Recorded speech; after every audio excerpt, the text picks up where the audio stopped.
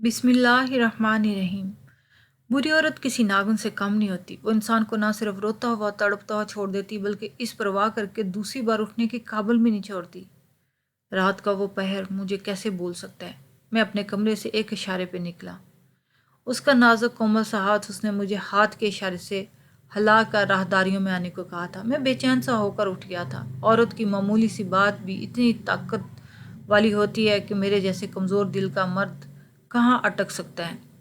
मैं तो इसे बहुत अजीम दर्जा देता था। मेरे लिए वो किसी देवी से कम नहीं थी। मैं उठा, आसपास देखा, बाकी सब लड़के सो रहे थे। कमरे में हम 3 लोग होते थे। मैं अक्सर देखता था यह कमरा ऊंची दीवारों पर मुश्तमिल था। इस कमरे में रहते हुए मुझे 1 साल से ज़्यादा का अरसा हो चुका था। अब मैं यहाँ पर अपनी नौकरी को लेकर बहुत पुरस्कून और पुरएतमाद था।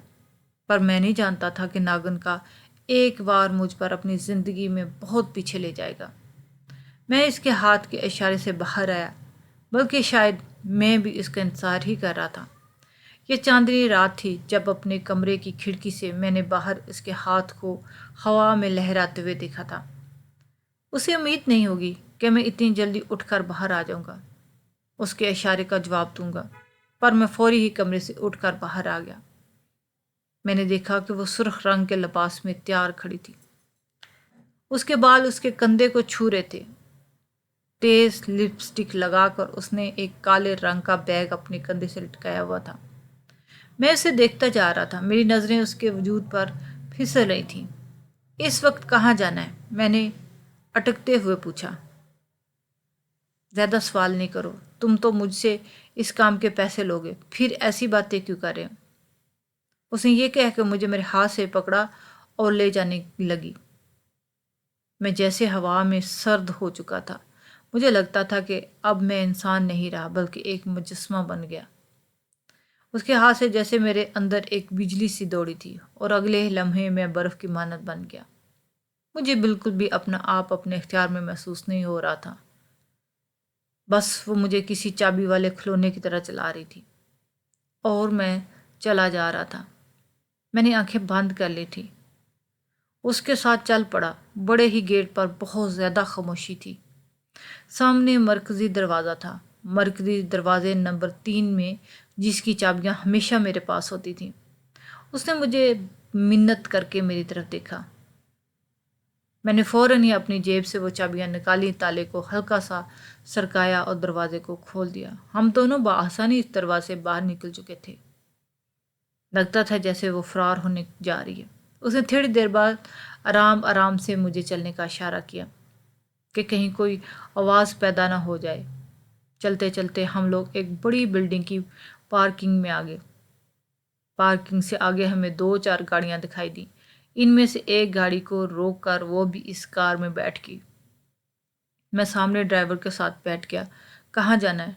ड्राइवर ने पूछा। उसने फौरी करीबी मौजूद कैफ़े का नाम लिया। उसने बगैर कुछ पूछे गाड़ी उधर घुमाना शुरू कर दी। पर जैसे वो फासला तय हुआ, आगे जाकर ड्राइवर को गाड़ी रोकना पड़ी, क्योंकि 3-4 गाड़ियां कतार में लगी खड़ी थीं, जिन्हें देखकर मेरा खून सूख चुका था। ये तो मालिक की गाड़ियां हैं। मैं दिल में ला हौला वल्ला कुव्वता पड़ता गया, क्योंकि मैं जानता था आज मैं बचकर नहीं जा सकूंगा।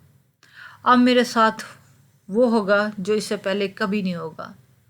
मुझे मालिक ने रोक लिया और आगे मालिक ही की 4 गाड़ियां खड़ी थीं। मालिक अपनी इस गाड़ी में अपनी बीवी को देखकर बहुत हैरान हुआ था। तुम इस वक्त कहाँ लेके जा रहे हो? उसको मालिक ने मुझसे पूछा। तो उसकी बीवी में तरफ देखकर बोली, मैं बस कॉफ़ी पीने जा रही हूँ। यह सुनकर मालिक ने मुझे गुस्से से देखा और बोला, मेरी इजाज़त के बगैर तुमने इन चाबियों से दरवाज़ा कैसे खोला और यहाँ तक आ गए? तुम तो अब खुद को मालिक समझने लगे हो। तुम्हारा इलाज तो मैं करूँगा कि तुम्हारी नस्लें याद रखेंगी। मेरे मालिक की बीवी का सारा गुस्सा उसने मुझ पे निकाला और मुझसे कहने लगा कि तुम यहाँ से चलो, बहुत बुरा हो जाएगा।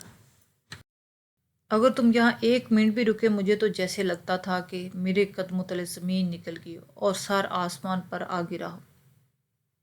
मैं फौरी गाड़ी में बैठा और वापस उस बिल्डिंग तक पहुँचाया जहाँ पर मेरी रिहाइश थी। पर मैं ये नहीं जानता था कि यहाँ मेरी आखिरी पुरस्कून रात होगी। میں واپس اپنے کمرے میں آیا۔ مجھے وہاں لیٹے ہوئے صرف 2 ہی منٹ گزرے تھے کہ 3 آدمی کمرے میں گھس آئے۔ انہوں نے فوراً کمرے میں روشنی جلائی اور گھومتے ہوئے مجھے باہر لے گئے۔ باقی میرے ساتھی میرا قصور پوچھتے رہ گئے، لیکن اس نے کوئی جواب نہیں دیا۔ مجھے جا کر ایک کار کوٹری میں بند کر دیا گیا۔ دل خوف سے کانپ رہا تھا اور میرے دل میں اپنی مالکن کی تصویر آ رہی تھی، جو ہر رات مجھے لے کر کہیں نہ کہیں کسی نہ کسی دکان پر چلی جاتی۔ وہ مجھے باہر ہی رکھتی تھی، خود کی بھی کسی لڑکے سے ملتی تو کبھی کسی لڑکی سے۔ مالک کو یہ باتیں ظاہر ہے پسند نہیں تھیں۔ ایسا نہیں تھا کہ مالک اس سب سے بالکل بے خبر تھا، وہ جانتا بھی تھا، پر میں شاید مالکن کی باتوں اور اس کی خوبصورت اداؤں میں آ گیا تھا۔ میں نے مالک کو دھوکے میں چند منٹ کی دیر بھی نہیں لگائی تھی، اور یہی میری غلطی تھی، جس کی سزا مجھے مالک نے خوب دی۔ ایسی تھی کہ میں آج تک بھول نہیں سکا۔ وہ دن مجھے کیسے بھول سکتا ہے؟ دن نہیں بلکہ رات کا ہوگا۔ وہ رات مجھے کبھی نہیں بھولتی، جب میں کال کوٹری میں کسی دن بن پانی کے مچھلی کی طرح تڑپ رہا تھا، کبھی ادھر دیکھتا کبھی ادھر دیکھتا، روشن دان کو تو کبھی دروازے کو دروازہ کھلا ہی مل جائے مجھ سے بات کر کے۔ پر کافی دیر کے بعد دروازہ کھلا اور مالک خود وہاں آ گیا۔ مالک کا چہرہ غصے والا تھا، بہت زیادہ دہشت ناک لگ رہا تھا۔ مجھ سے کہنے لگا، تیرے ناخن کھینچ ڈالوں گا اگر مجھے سچ نہیں بتایا۔ مجھے وہ چاہتا کہ میں انہیں سب کچھ سچ سچ بتا دوں، جبکہ مجھے کچھ معلوم ہی نہیں تھا سوائے اس کے کہ مالکن اپنے دوستوں سے ملتی تھی۔ میری چپ نے مالک کو اور زیادہ غصہ دلایا۔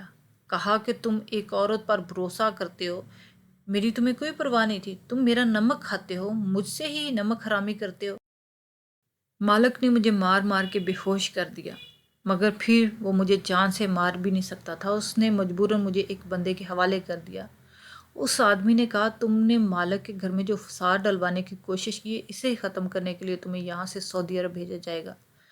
دبئی میں کام کرتے ہوئے مجھے 2 سال ہو گئے تھے۔ اب میری کمائی بہت اچھی ہونے لگی تھی اس لمحے بعد، جب کہ مجھے کسی اور کام کی ضرورت نہیں تھی۔ میں صرف یہاں رہنا چاہتا تھا۔ مجھے اس کمپنی سے نکلوا کر سعودی عرب میں ایک مزدور کی حیثیت سے بھیج دیا گیا۔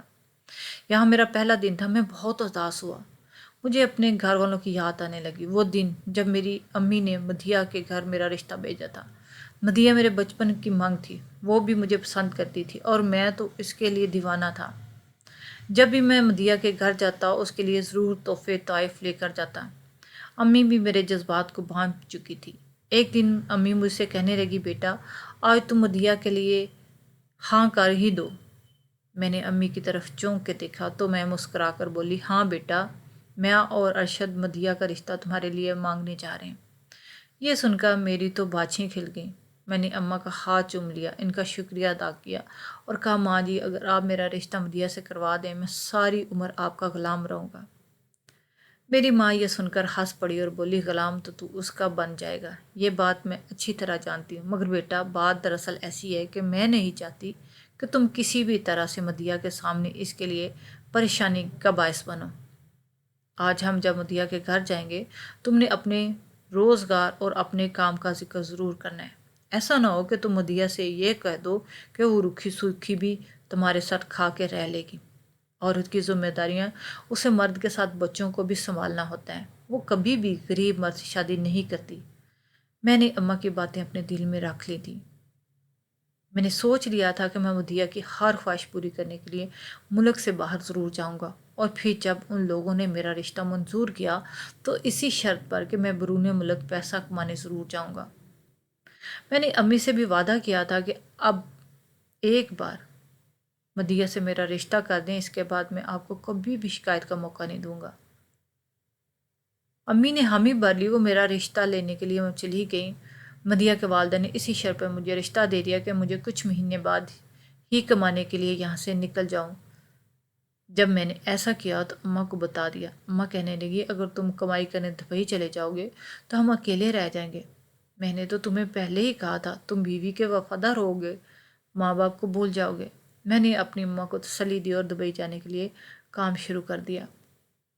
میرے سسرال والے بھی چلاک تھے، حالانکہ میرے اپنے چچا چچی تھے، پر انہوں نے یہ شرط رکھ دی تھی جب تک تم یہاں سے اپنے ویزے اور ٹکٹ کا بندوبست نہیں کر لیتے تب تک ہم نکاح نہیں کریں گے، اور رخصتی اس وقت ہوگی جب تم دبئی سے اچھا خاصا پیسہ کما کر واپس لاؤ گے۔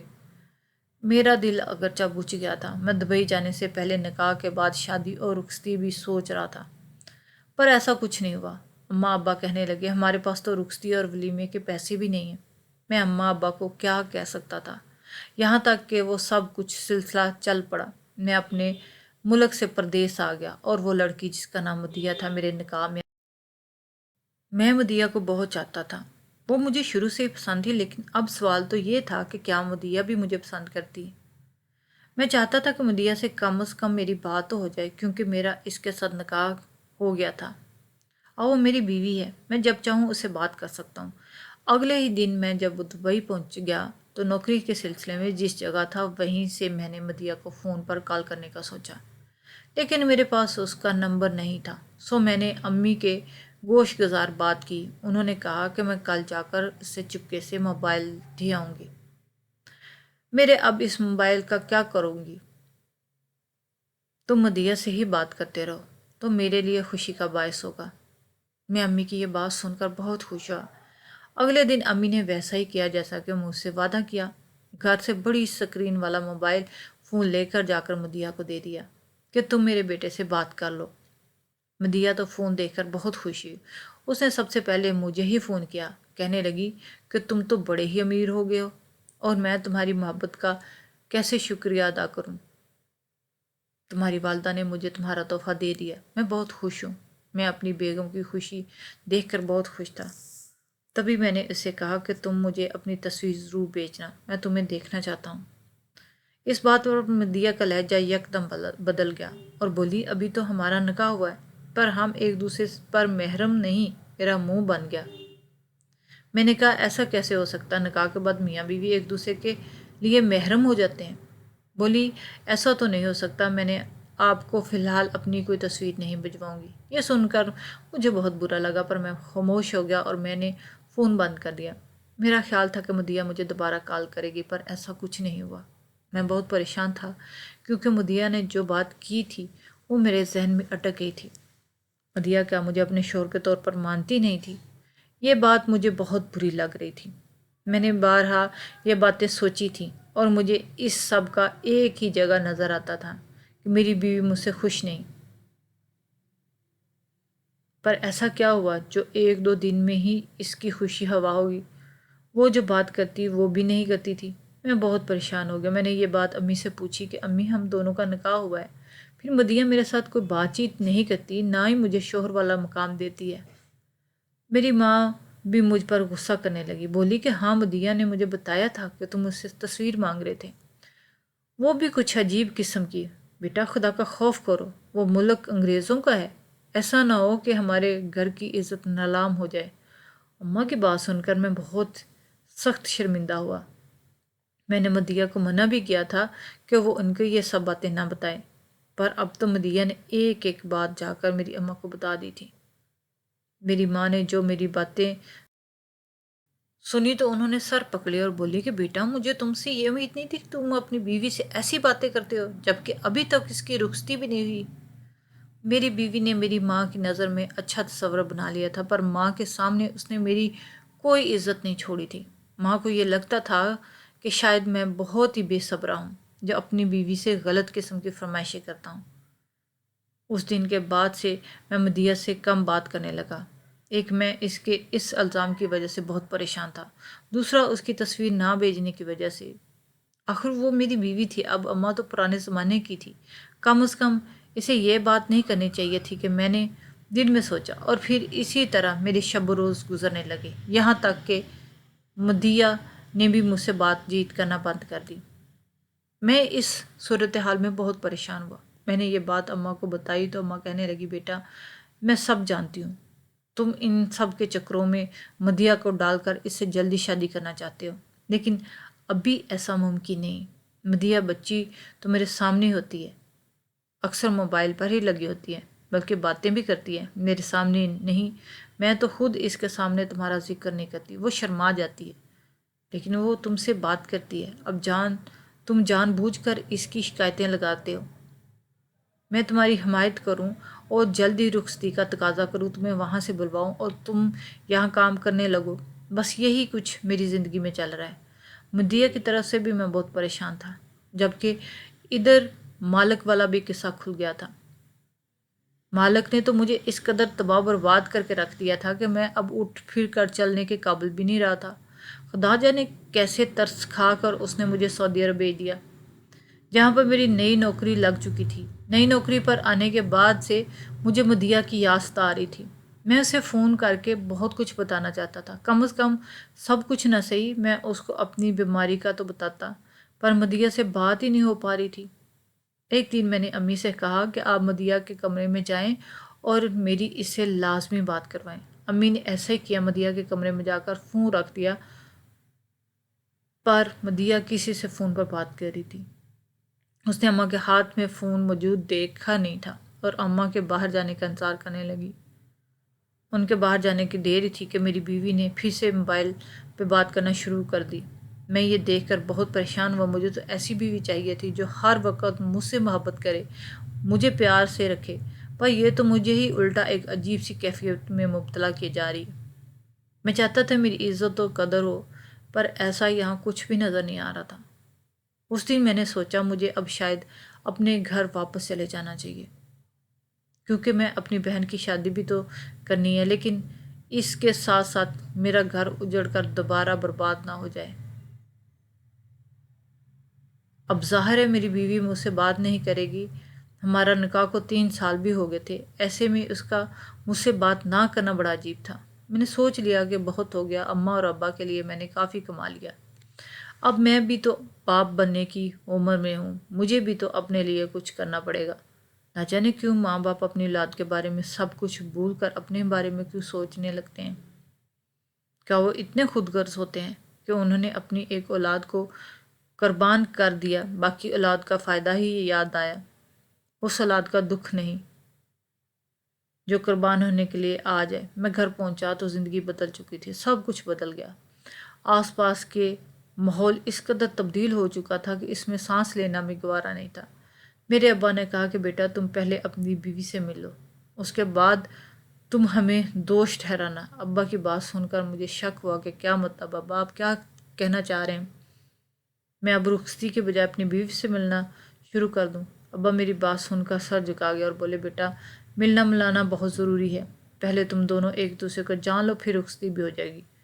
میں نے کہا ابا ہم 3 سال سے ایک دوسرے کو جان چکے ہیں، اب تو ہماری شادی ہونی چاہیے۔ تب میرے ابا نے جو بات بتائی اس نے مجھے حیران پریشان کے رکھ دیا۔